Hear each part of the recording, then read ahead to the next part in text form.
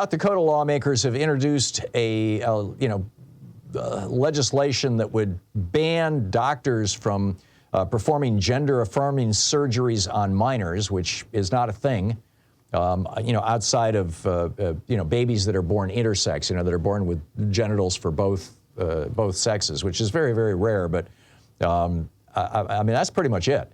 But the Republicans feel like they've got to ban it anyway. It's the war on trans people.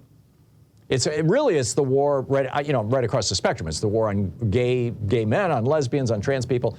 This is the hill these guys want to die on. This is the battle that they're going to bring to America, is to fight against what?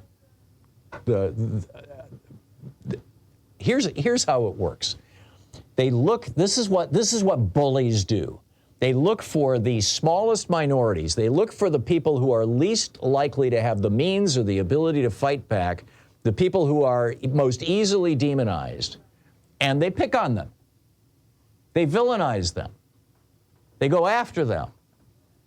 I mean, and sure enough, in Utah, their lawmakers are pushing several anti-trans bills. There's anti-trans legislation right now pending in Virginia, Utah, Texas, Tennessee, North Dakota, Oklahoma, South Carolina, Missouri, Montana, Nebraska, New Hampshire, Kansas, and Kentucky. Every single one a state controlled by Republicans. Over in North Dakota, they're now trying to ban books that have any description of people who are gay or trans or lesbian. I mean, it's just, the legislation that they're promoting in HB 1205 in North Dakota says that they're banning sexually explicit books.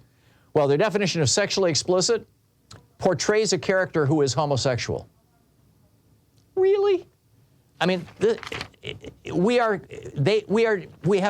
have declared war. We are declaring war on ourselves. This is Americans declaring war on other Americans. This is so wrong. And by the way, the librarians who have books in their libraries that might characterize somebody as being gay, that don't pull them off the shelves, they're facing 30 days in prison, 30 days in jail, plus a fine.